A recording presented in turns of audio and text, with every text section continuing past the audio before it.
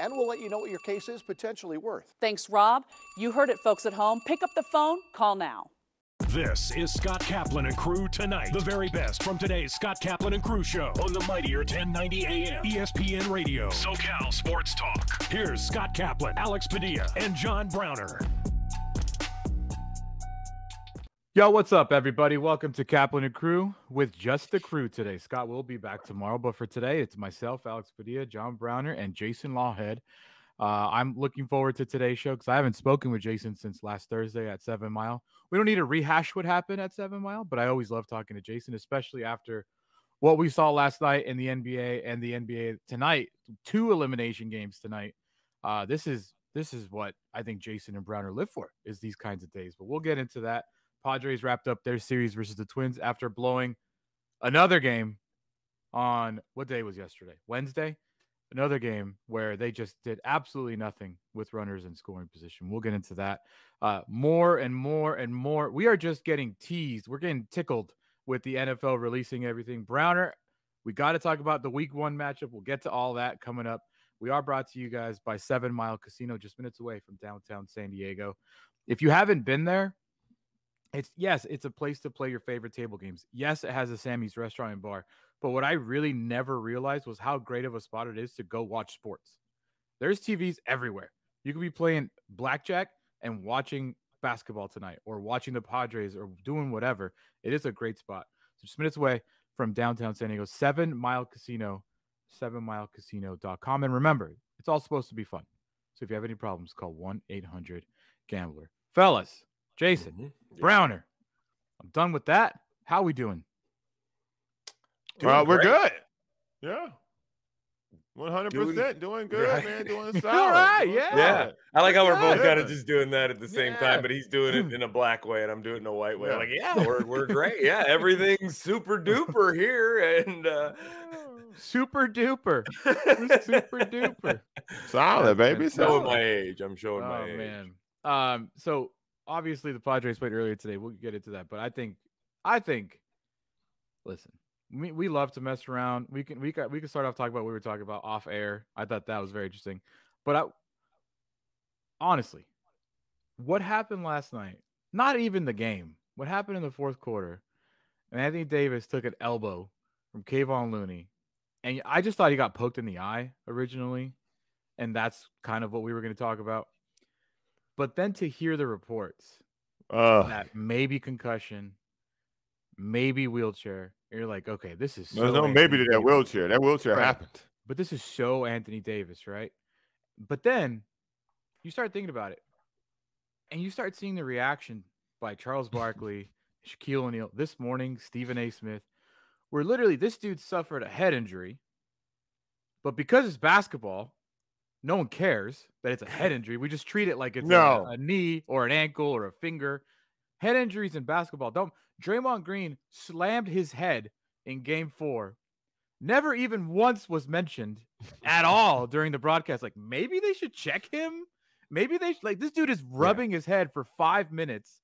But they're like, yeah, keep playing. All good. No worries. If that's Tua, we don't allow that guy to step on the field for a month. See him in a month. But the fact that it's Draymond Green, and then yesterday, the reaction, listen, and I'm not this kind of guy. Draymond Green already ate paint chips as a kid, I think. So whatever head injuries he's hit, that's I'm not the kind of guy to like get cousin upset. Eddie from Vacation. I'm really not the kind of guy to get upset about people's reaction to things, but I do find it very fascinating that we're laughing at a guy who clearly was bothered. Whatever, okay, maybe it wasn't a concussion, maybe it was a concussion, whatever it was very clearly bothered. There's a head injury. Everyone's just laughing at him.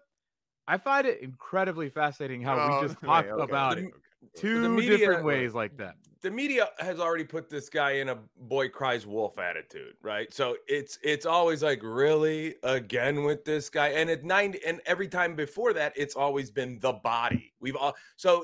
This guy's been taking body shots literally from the media because of his body. So by the time something like this happens, and it can be really serious if it is, then it's the boy who cried wolf. And come on, Browner, should I play everything before we just totally? Because I feel like maybe people didn't see what happened with Charles Barkley and Shaquille O'Neal, and what happened with Stephen A. Smith this morning. Should I play everything first, and then we'll Roll get it. into it?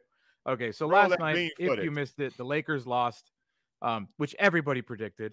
The Lakers lost. Right. It was the Andrew Wiggins, Draymond Green game, so that's out of the way.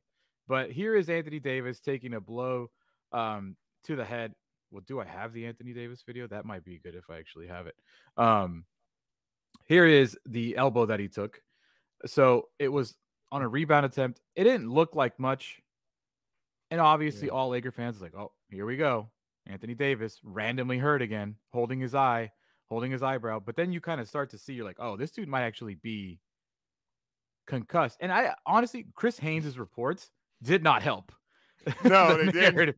Chris Haynes saying he's wobbly. They need a wheelchair. Yeah. Let me address Chris Haynes. Brother, I love to see another black man employed. I want 100%. I'm on your side. But you got to do better. You got to go to a workshop. You got to go to a class of some sort, because you are a reporter. You're not a sideline reporter. A great sideline reporter doesn't come back with speculation. Oh, I think I saw, or maybe if. That's not what a good sideline reporter does. Tell me what you're seeing. Tell me what you're seeing. Correct. He didn't do that. He gave you what we already knew. Looks like he had a concussion. From the second it happened, when they showed the replay, because when it first happened, I was like, oh, maybe he got poked in the eye.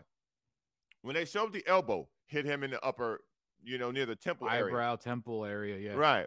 I think he got a concussion. He got a concussion. And when he was on the bench, kind of like, whoa. He wouldn't open his eyes. Right. I'm like, this guy has a concussion. Now, they say he avoided the concussion. That's BS. He had a concussion. Now, how he responds to it is a totally different story. But when they took him off the court, and I was like, oh, a fractured eye socket, concussion. And then Chris Haynes started talking about wheelchairs.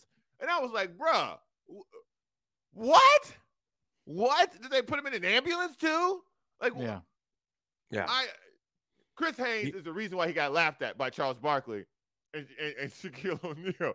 Like, well, let's play that, because right after the game, they start playing the highlights. And for 2.5 minutes, because I saw the whole clip, I'm not playing the whole clip.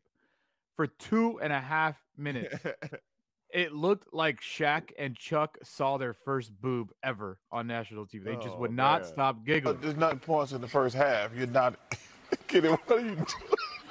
I'm fixing my seat.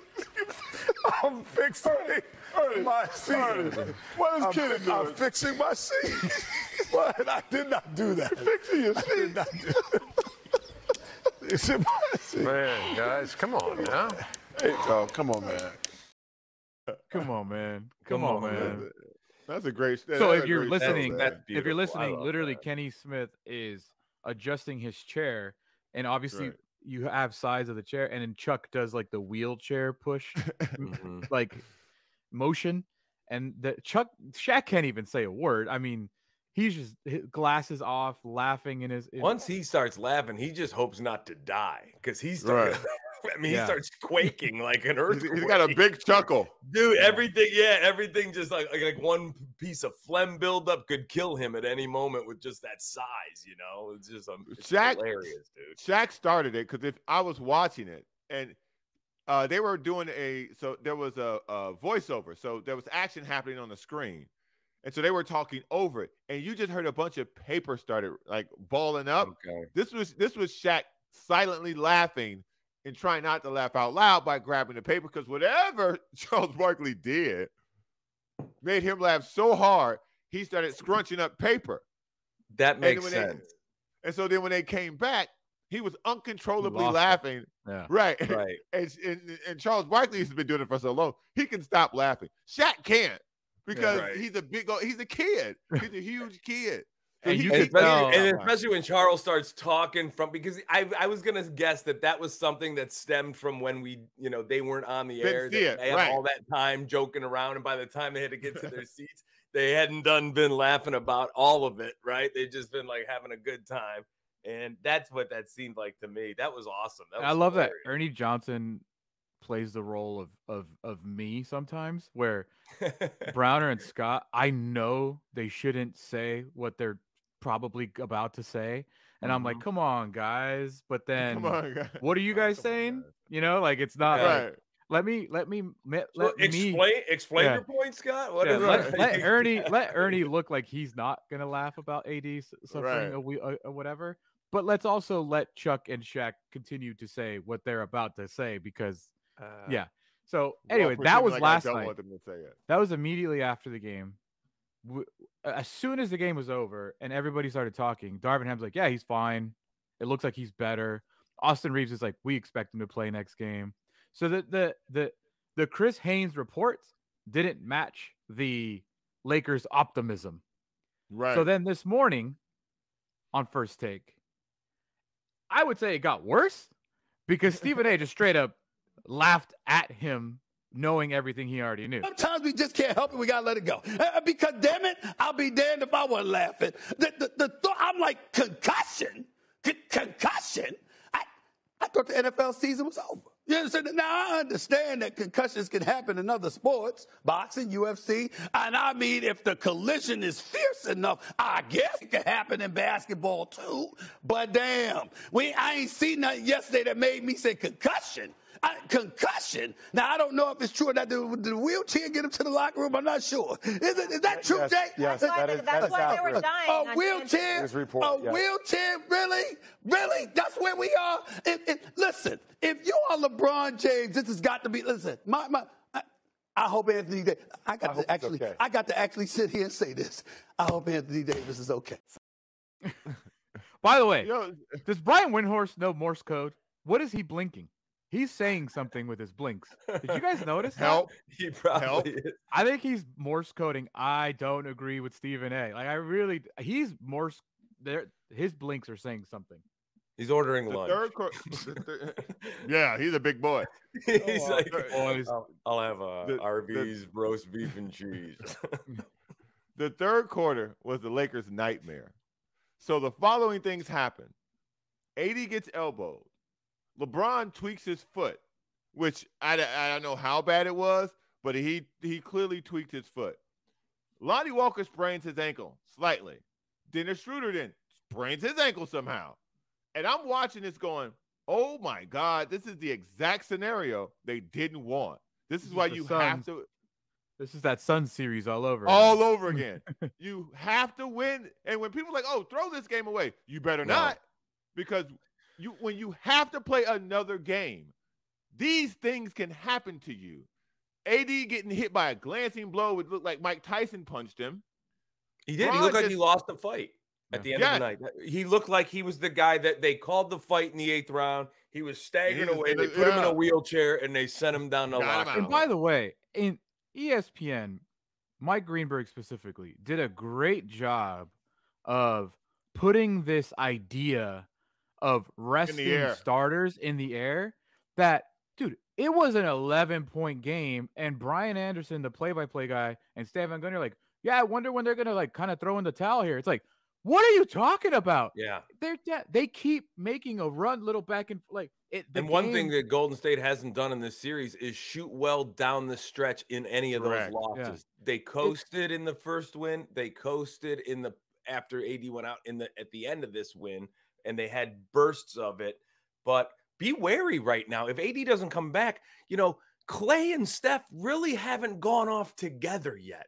They had 52 in the first game in the loss. They had 50 combined, but that's ho-hum for them. Everything else has been 40 combined, 37 combined. Last night, you lose to them with them only scoring 37 together.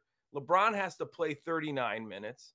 Reeves has to play 36 minutes. I mean, they if you don't have AD, God forbid, these two guys are all decide to go for 70 like they can. Well, he's going to play. It's already been. Here's the problem. If Anthony Davis misses any portion of the remaining series, it's over.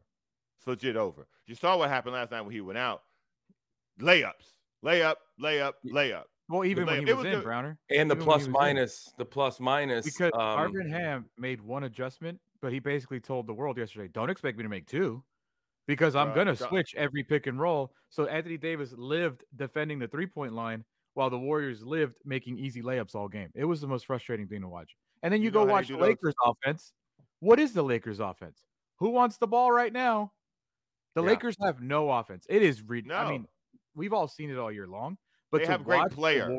to watch the Warriors run an offense and then Beautiful. contrast that with what the Lakers are doing, it's like, hey, anybody want the ball? Let's try and maybe get open, or let's just shoot a three. Well, that's what they're looking for. They're looking for the double teams on LeBron and AD, and guys, that's why they love Reeves. He moves so well without the ball. He makes the defense work on every possession, even if it's not going to go to him. And then he's popping open for a three, or he's slashing to the basket and he can get above the rim. And they've got other guys that can do. They've got good players. I mean, D'Angelo Russell coming in is a huge addition. I mean, they've got so much more talent overall in this series. You almost feel like they should have swept them or won this in 5 easily. The problem is they don't have an offensive plan. They have two high-level great players. The Warriors' offense is like a symphony. The Lakers' offense is like a bar brawl. It works. Both of them are good to watch. Both of them are funny in a sense, but one's more effective traditionally than the other. I thought because they do these little huddles where they show you what the coach is saying. Normally, you get nothing out of this. In the fourth quarter, when AD was out, they played Darvin Ham. Sit in the huddle and go, hey, we're going super small. Bron's at the 5. You can set a screen. You can set a – he's looking around telling everybody, you can set a screen. You can set a screen. You can set a screen. Be active. Be active. I'm like, bro, that's not – I just gave you credit last game. That ain't coaching, bro. Yeah. Like, what do you mean everybody can set a screen? Yeah, everybody can set a screen. You know how in the NFL they do the next-gen stat tracker? They do like these little avatars of numbers, and then you could see where everybody moves during one NFL play. I would love to see the contrast between what the Warriors do on one offensive play and what the Lakers do on one. It looked like the Warriors look like a bunch of ants, and they're just like everyone is moving, someone's moving, and that's what you said before the series even started, Browner. You're like, Steph's never going to stop, but it's not just Steph. Yesterday it was Draymond. Yesterday it was Wiggins, and Klay was even moving. Klay didn't have a good game again, but still. Ineffective. Klay's ineffective at this point, but he still moves, and that's key. And the way the Grizzlies mocked Rui and Reeves after game 1 of their series, I will mock Draymond again and be like, score 20 again, because that ain't gonna happen. I don't think so. You lost. I think the game that everybody assumed they were going to lose was also the Wiggins and Draymond game. Do I think they have that in them again? No, but I could be. Andrew Wiggins does. He won't, but he does. Yeah. Draymond Green, no chance he gets 20 points again. Andrew Wiggins last year, he kind of busted through as a playoff performer, not right away. It was kind of around that second round that he just kind of burst through as they needed him more and more. And so maybe he gets that carryover. But what they need is Klay. The only way you silence that building is a 7-8 3-point performance by Klay, because Draymond will always drum him up, and he's got to have that. And I got to tell you guys, dude, LeBron hasn't been the best player on the Lakers a single game this series, and I don't know if he's got it in him. My man looks tired. Yeah, he got one. He got one. It's got to be the next one. It's got to be the next one then. I'm one of the biggest detractors of LeBron. I have no shame in saying that. I acknowledge how great he is.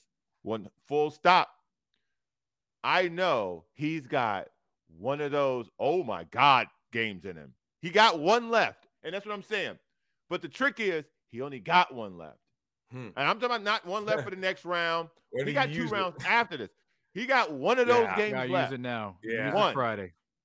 Yeah, this is a defending champ, the Warriors. Yeah. I agree. He's got to use it in the next 2 games at least. You just got to hope. I think they already said, your boy Chris Haynes reported. Okay. The AD will play now on Friday. All but right, it's like, great. what are you going to get from that guy? Because AD, once again, excellent in the first quarter. Pretty good in the second quarter. Obsolete in the second half because he got gassed too. So it is a very interesting series. Like I said, I don't think this is it. Everyone's saying it's done. I don't count. I could not. You can never count on the Lakers to win 3 in a row. That's just not the kind of team. They are the most. Both of these teams are incredibly inconsistent. That's been their problem. They're Jekyll and Hyde. They're both Jekyll and Hyde. Mm-hmm. The reason why you cannot count on the Lakers to win 3 in a row is what you saw last night. any glancing blow, AD can be out.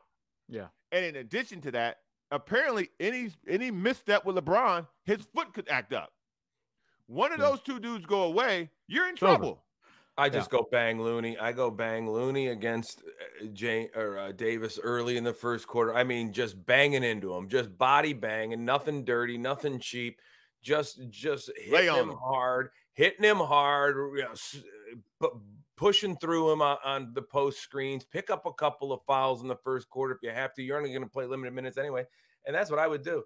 And there's 3 reasons the Golden State can win this series, and it's Steve Kerr, their ability to run a great offense at all times, and I think their conditioning. I think you're right. I think LA across the board gets gassed, and the longer this series goes, they're starting to show the tiredness as it's every other game, and that might be the advantage because there's a dozen reasons why LA should win this. Well, we'll talk more about this, but we will also get into the NFL. We'll get into Padres and a lot more. Bo Jackson. You guys hear about Bo Jackson?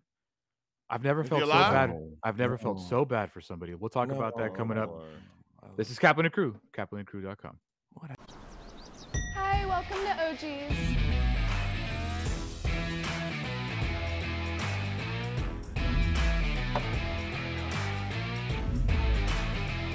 Touching down this football season at OG's has never looked better.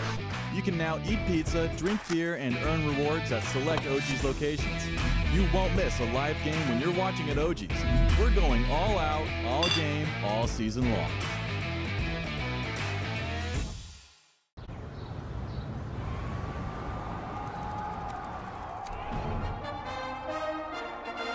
From New York City comes America's longest running and most popular rugby show. The biggest names in Major League Rugby, MLR highlights, and big match previews. Rugby Wrap-Up presents MLR Weekly, made in New York City. Kaplan and Crew Tonight is brought to you by OG Sports Brewhouse Pizza, where you can eat pizza, drink beer, and earn rewards.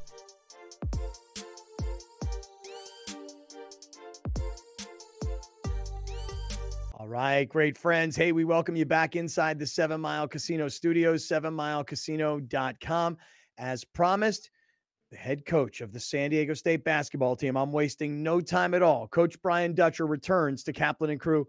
Coach, how are you today? Top of the world. I'm throwing out the first pitch tonight, so I'm good. That is so cool. Have you ever thrown out a first pitch? No. No, I haven't. I haven't won enough to throw out a first pitch. I guess I finally won enough to get a throw out one. And have you? You better get that arm ready there. Yeah. Have you practiced at all, Coach? No, I remember when Matt Soria used to take Coach Fisher out and they throw some warm-ups, but I'm just going to lob it up there. I'm not trying to throw heat or anything. You do know, though, that everybody's watching. Like, if it's a good one, we're all going to go, wow, great job, Coach. But if it's really bad, I mean, everybody's going to have this video. I mean, no pressure. No, I saw Pete Kelsey bounce one in this week, so I already know what it is. Oh, yeah, and you should have seen Browner here down at the Chula Vista Little League this past Saturday. Also couldn't get to the plate. Maybe I'll just set one on like T-ball. I'll set one on a tee. Coach, the obvious place to start is huge congratulations to you, your players, the program, San Diego State as an institution, all the players that came before this group that contributed to the growth of the program. Huge congratulations. How different is your life 10 days after the Final Four in the national championship game? You know, Scott, I'm so used to working that we got back on Tuesday. I was in the office Wednesday morning, and we're recruiting. We're trying to build next year's team. So as much as I enjoyed it, I'm not a guy that ever over-celebrates anything, even though it's something to be celebrated. I've got my eyes on next year and trying to put a team together that can be really good again. Have you had a chance to think at all about, like, standing there on the floor inside a giant football stadium, knowing that you were on the biggest stage in college basketball? And as an assistant, you may have been there before a long time ago, but have you had any chance to just sort of think about what happened in those couple of days in Houston? I always say, like, I'm a guy that likes to almost sit back and watch everybody enjoy the experience. but I enjoyed it myself too. You know, I told my assistant coaches on that elevated floor, I said, I'll see you guys at halftime. Make some notes. So it's a different experience to be up there and coaching on that stage on the biggest platform, and truly a platform, and just taking the time to look out into the crowd and seeing all the great Aztec fan base there to enjoy it. First time experience for all of us, me as a head coach, San Diego State as a participant in the city of San Diego, and just watch everybody kind of celebrate that moment, but at the same time, trying to figure out how to win games. Yeah, it was an amazing run. It really was. Coach, I'd love to hear what you were thinking when Butler hit the shot that moved San Diego State from the Final Four to the championship game. Could you just go back to what was going on prior to that? Because everybody talked about there's still a timeout. Will he take it? Jim Nantz made mention on national TV. He doesn't have his shooters on the floor. Could you just go back to that sequence and what you were doing? Yeah, it was like the possession before. We were down 3 and brought it up the floor, and I took a timeout. And I wanted to set up a play to try to get a 3 out of a sideline out of bounds. And if we didn't have the 3, throw it to Jaden Ledee and let him go one-on-one because he just scored one-on-one. And then we scored that basket. I took another timeout, and I looked at the time difference on the clock, and I felt even if they shot the ball, we'd have enough time to get down the length of the floor. And I told him at that time, we are not taking a timeout. And I said, we don't have shooters on the floor. I have 3 bigs on the floor. So cause a miss, get the rebound, get it to Lamont, make sure they're not doubling back trying to intercept that pass. And then you 3 bigs run to the rim, because if he misses, we'll have 3 bigs in to tip it in. And then Micah Parrish, you find space in case he needs to kick for a 3. And so I kind of had a thought in my mind what I wanted to do. But obviously players make the plays in March. Lamont made a magnificent play. They cut him off. He kind of crossed over, came back, and shot a beautiful pull-up jump shot to make me look good as a coach and us look good as a team. Coach, what made this team different from the other 2 teams that you got to the Sweet 16? Obviously, you played UConn. You played big teams in those tournaments as well. But what separated this team from advancing? Like when you beat Alabama, and I think a lot of people thought you could beat Alabama, but when you did it, and then you had this crazy game against FAU, what made this team different as opposed to the other ones you've had in the past? Yeah, this is the greatest team in Aztec history because of how far they went and what they did. I'm not sure it's the best team. So there's a difference. I mean, that Kawhi Leonard team with Malcolm Thomas, Billy White, DJ Gay, that was a team capable of winning a national championship. The X-Thames team with Poe Lee and J.J. O'Brien, Josh Davis, Skylar Spencer, that was a really good team too. But sometimes it's just the path lays out. You win games. And I'm just thinking back, like the other 5 seed was St. Mary's. They played UConn in the second round. What if we're that 5 seed and we play UConn in the second round and get beat? And we're talking about, hey, great, Dutcher got his first tournament win. But it just laid out for us where the path wasn't easy, but we took advantage of the path we had. Coach, you have had the governor of California tweet about you, the vice president tweet about you, and you've got you guys had the city on fire for the program. How has that changed anything that you're doing going forward, and has it opened the door for the recruiting process to become a little bit bigger and a little bit better? This is the talk we had back when we had Kawhi Leonard, Malcolm Thomas, Billy White. We won at such a level, they said, well, boy, you're really going to be able to go out and get some players now. We have players that just went to the national championship game. So we'll continue to recruit how we do. Recruit guys with chips on their shoulders that have a lot of potential, that are about the right things. And I like the way we've recruited over the years. So we'll continue to do what we do. Maybe it put us in front of a different kid or 2. But for the most part, we've got good enough players in this program to win in any conference and at any level. Talking to Coach Brian Dutcher this afternoon. It's Kaplan and Crew, and Coach Dutcher is with us. We're still talking about this San Diego State run. And, Coach, I was telling the guys, we're not going to stop. You know, I want to keep talking to these kids. I want them to be known commodities in this town. We know their names, want to know their stories, want to know more about these guys. Because like you said, by virtue of what they accomplish, it's the greatest San Diego State basketball team ever. It doesn't necessarily mean it was the most talented or the best, but I want to keep going with these guys because they really did something special. And I just got to say that this Final Four run, it really entranced, the whole city was into it.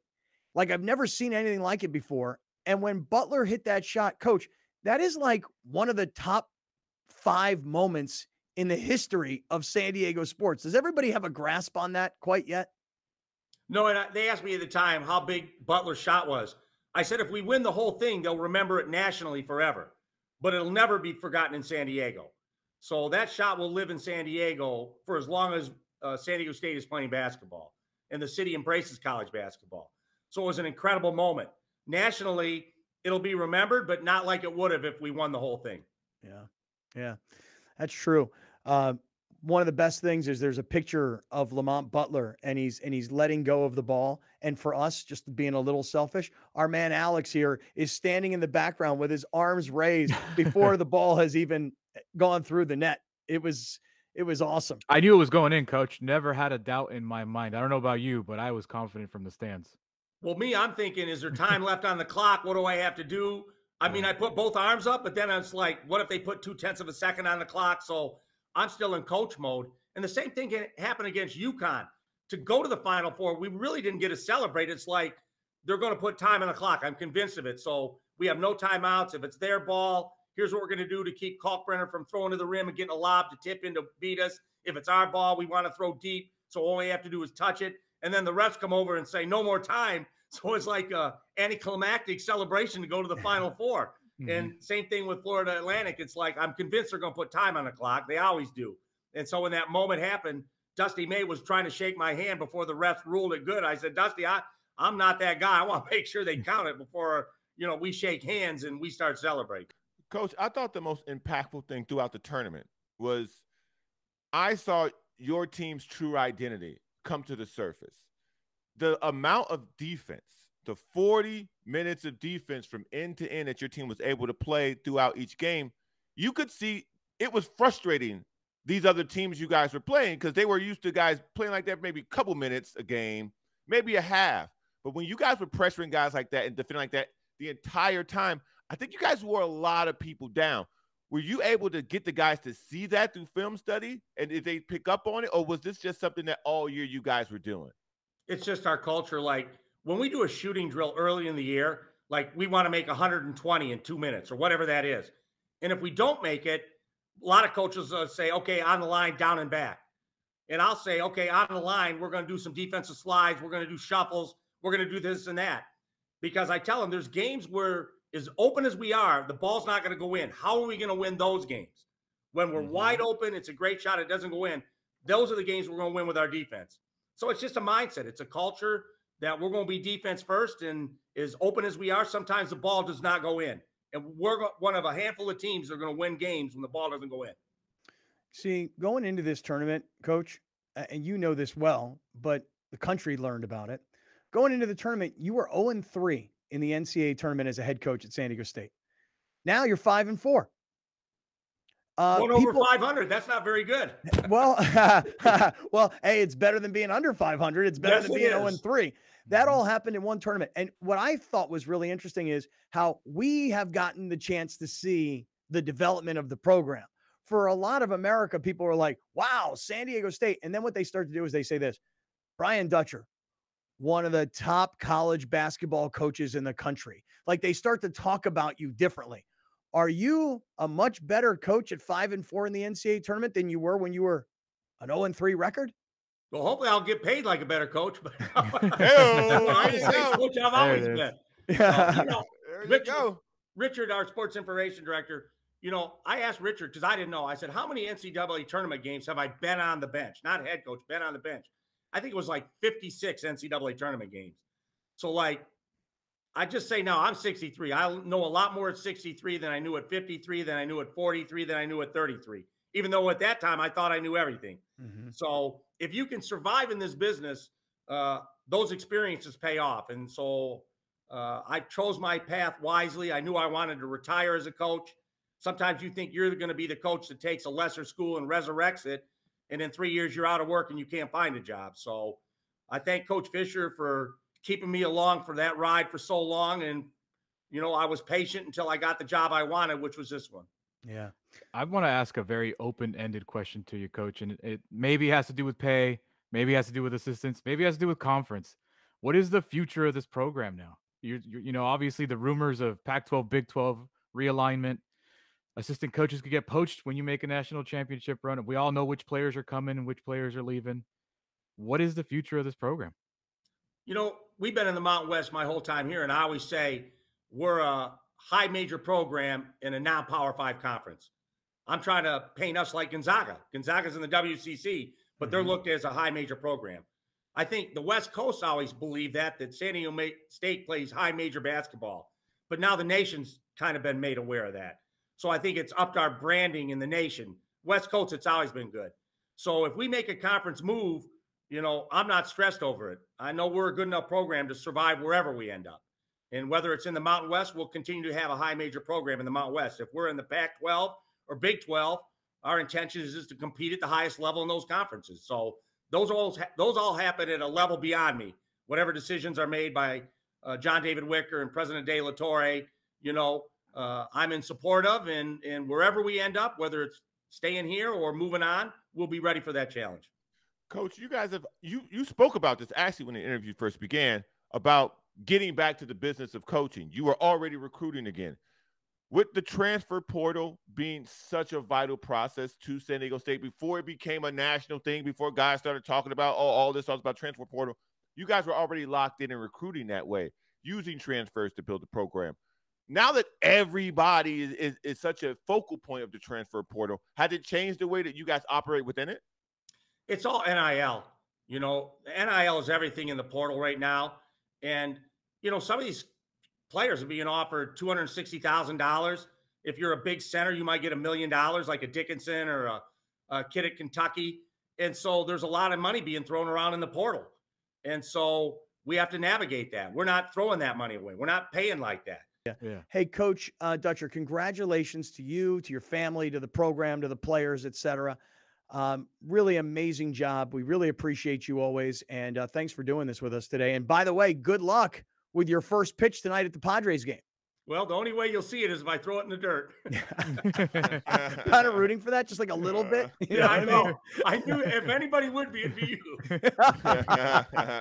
Hey, Coach, we appreciate you. Thank you so much, and congrats. Thanks for having me, guys. Kaplan and Crew Tonight is brought to you by OG Sports Brewhouse Pizza, where you can eat pizza, drink beer, and earn rewards.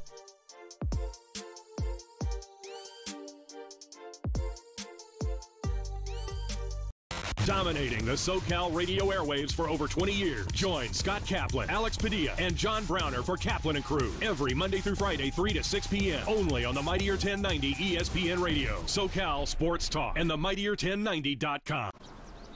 Hi, welcome to OG's.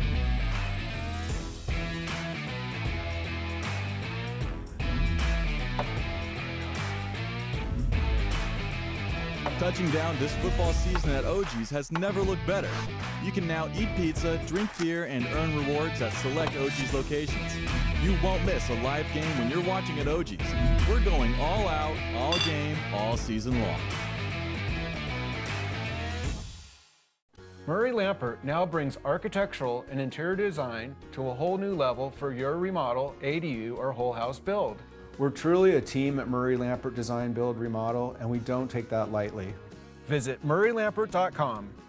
Welcome back, everybody, to Kaplan and Crew with just the crew. Myself, Alex Padilla, Jason Lawhead, and John Browner with you guys here on a Thursday. Scott will be back tomorrow. We are brought to you by... where did my stuff go? Oh, there it is. I apologize. Bounced on me. That was so weird. that was such a glitch. I was about to click it and then it left. But here you go. It's MedCline, 20% off. Go to medcline.com. That's great, friends. You're gonna get 20% off your purchase at MedCline. Browner, how is your shoulder relief system? It's solid, man. I went out yesterday. I did some bench pressing. I'm a little sore. Got a good night's sleep on it, man. I really feel like I'm about to get back to some real live action figure. Now, earlier we were talking about Chris Hemsworth. I might be going the Jason route, get my Chris Hemsworth body. Yeah, man. I might be out here looking like Thor. Jason, Black have Thor. Have you got your MedCline yet? I have not. I've not tried to. You know, I'm very resistant to putting Sleeping? things in my body is well, I just I pick and a choose. pillow. Oh, that's the pillow. I never. man. I'm sorry. Jason, I'm come on sorry. now. I'm sorry. Oh I'm my sorry. God. Jason. Let the Hey, man look. wear the Toy Holistics hat. I know. Really Well, that's critical of probably what why. I'm That's putting probably in my body. why I. This is the sponsor. I visit too much, and then I can't keep the other ones straight. I don't like putting things in my That's the body. But here, this is the reason I think that Medcline was the Medcline.com/great friends. You get 20% off your purchase. Browner has beautiful, relaxed shoulders now. You can too. Medcline.com/great friends. That is hilarious, dude. That's so awesome. funny. That's funny. awesome. I don't know. Speaking of, hey, I'm worried good about putting radio. stuff What am in I my supposed body, to say? man? I'm good radio. Speaking of Chris Hemsworth, 2 nights ago, man. I watched Guardians of the Galaxy 3. Okay. What'd you think? Chris Hemsworth not in it, but No. still, I thought he might do a little something. I wasn't emotionally prepared to see a CGI'd raccoon almost make me cry in the middle of a theater, without spoiling anything. But that movie could easily mess some kids up, man. That thing was That's hilarious. emotional. Don't take your kids to see that. No, yeah. That thing is emotional. It is violent. It is hilarious. It is fantastic. How that movie got a PG-13 rating, I have no idea. But that movie, Somebody got to check because of that PG-13 rating. That movie was fantastic. Since Endgame, since the whole Avengers thing, it's probably my favorite Marvel thing that has come out over Spider-Man. Yeah. No. I'm a Batman only guy. You understand? I saw the first Guardians of the Galaxy, and I enjoyed it. Did you see the? I'm just like when it comes to like action, that kind of like stuff. Have you seen the trailer for the new Flash movie? I have, and I, obviously Michael Keaton gonna suck you that in? crushed me because we went and saw Air in the theater, which is an incredible movie. I think that thing's gonna win everything. But we saw the trailer for Flash, and man, when I saw Keaton, I just chilled up because I'm a Batman of every one of them except Val Kilmer. Yeah, the Clooney and Kilmer wasn't too bad, but that Clooney one that's just a disaster. That was like Wasn't Johnny Kilmer? Manziel What was the one with the Jim nipples on the Carrey? suit? What was the one with Jim Carrey? That movie, that terrible movie. Yeah, that's Was that Clooney? Was that Clooney Arnold or Kilmer? Schwarzenegger was in that one too. Yeah, Carrey was great as the Riddler himself. Edward Nygma. But it just they jumped the shark in that one. I mean, Didn't they have like every bad movie? Tommy in that Lee movie? Jones was Tommy the Lee worst. Jones. Clooney, Uma that was the Thurman. one. Clooney was in that one. Yeah, Mr. Freeze, With Robin Schwarzenegger. and all those. That thing was a disaster. Chris That was O'Donnell, just- I think, was Robin. That was. I love that just- Michael Keaton one with the Penguin. That is was a like fantastic movie. Yes. Danny Well, that's DeVito. people don't realize. That's the thing is nobody ever talks about the second original with Keaton and Danny DeVito and Walken and Michelle Pfeiffer, who so good. Good God, in that Catwoman outfit. All But right, man. my wife already knows. I could say it out loud. I could open the door down the hall and be like, "Hey, babe, Michelle Pfeiffer, Michelle's on my Catwoman- TV. Catwoman, give me 10." And then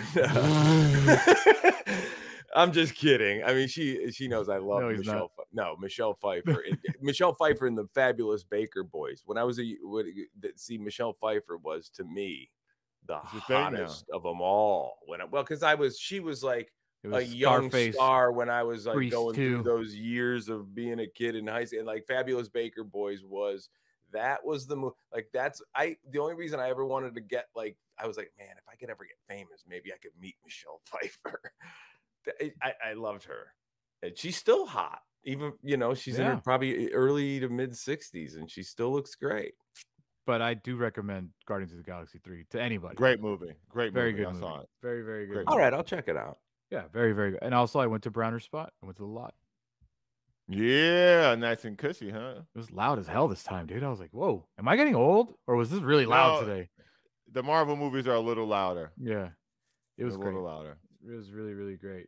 Fellas, have you been keeping up? So at 5 o'clock officially, the NFL will release the schedule. Oh my but God. but it's out. I mean, at this point, It's the worst kept I mean, secret at this point. what do you want to know? Because I can probably answer it for you. Jason, have you seen? Well, the schedules, the teams who they play are out. It's just they haven't given the dates Right, or but times. so many games have been leaked. Or how about this? The entire Packers schedule has been leaked already. Week 1, Packers at Bears, Browner. Packers at Bears, week 1. Hey, man, listen. If you lose, Jordan Love is better than Justin Fields. That game, I don't think I can remember a game that is going to set the tone for the next maybe 5 years in the division between these two teams. Because if Justin Fields goes out and he smokes the Green Bay Packers, Chicago might explode. If Jordan Love goes out and smokes the Chicago Bears, Chicago might burn itself down again. Because you can't have these guys have another quarterback for 15 years. If you want to talk about Monday morning quarterbacking, that game right there, everybody's going to overreact regardless of what happens. One way or the other. One way or the other. Unless they both throw for 300 and 3 touchdowns and they both look amazing, and then you might as well just like put a bullet in my head at that point. And to lose, somebody misses a kick, like somebody misses a 40-yarder and the other team wins. That's the only way both these guys escape. That's it. Yeah, because what I can envision already, and I know you won't agree with this, Browner, is both of them struggling and it being one of the ugliest games. And then Packer fans are going to freak out, which I think they hopefully have to anyways. And Bears fans will be like, how many weeks into the season, if Justin Fields starts off bad again, how many weeks do you give them? You're like, okay, wait, what's going on here? 4. And I love I love the guy. I'm ready to down that hill. This is my guy. This is him. 4. Yeah. He's had this is the second season. Last year he was fantastic. They got him way more help this year. And from an individual standpoint, so as a person who watched every single game and a fan, from an individual standpoint, the things that he was able to do with zero help were spectacular. They were averaging 30 points a game for like a 5-week span. He was fantastic with nothing. So this year, you get him I don't think DJ Moore is the number 1 wide receiver, but I think he is better than anything they've had in a very long time. You have Chase Claypool with a full offseason. You have Darnell Mooney back and healthy.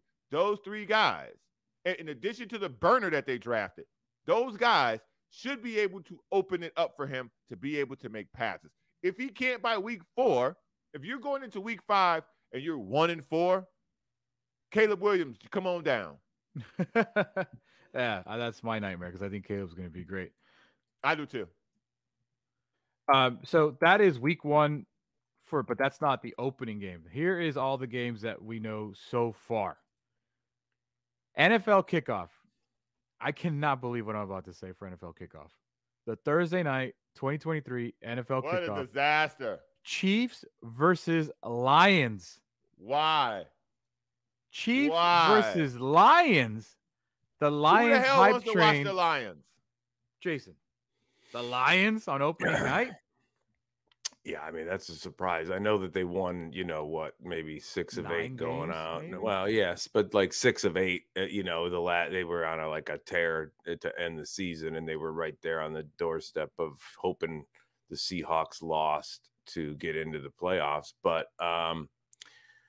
that's a weird, I just think I mean, they don't have a outside of Michigan fan base. They're barely holding on to that, right? I mean, and they didn't make the playoffs. They didn't make the playoffs. Jared Goff is not a matchup that we crave against Patrick Mahomes. Of course, it's not, when you have so many other quarterbacks. I mean, even a Derek Carr in New Orleans, it just seems like that might even make more sense. Like, ooh, Carr, he was a Raider guy. He went against them all the time. And, he always had to prove himself. Here he is in New Orleans, a franchise that's kind of more, just feels like more of a, novice fan. His eyes have been on, at least in the last decade plus with Drew Brees. They attach that. There's nobody to attach. These are all the teams that the Chiefs play that are better as an opening kickoff option, at least in my opinion. Sure. I'd rather see the Dolphins. I was just gonna say, how about the Dolphins? I'd rather see the Bengals. I'd rather see the Chargers, the Bills. That's what I mean. The Vikings, quarterback matchups. Yeah. the Jets, the Patriots, and the Eagles and the Jaguars. Pretty much everybody else on their schedule is better than the Detroit Lions. As far as a marquee matchup, they play the Eagles. Yeah. That's Why not crazy. give us a rematch of the Super Bowl Week 1?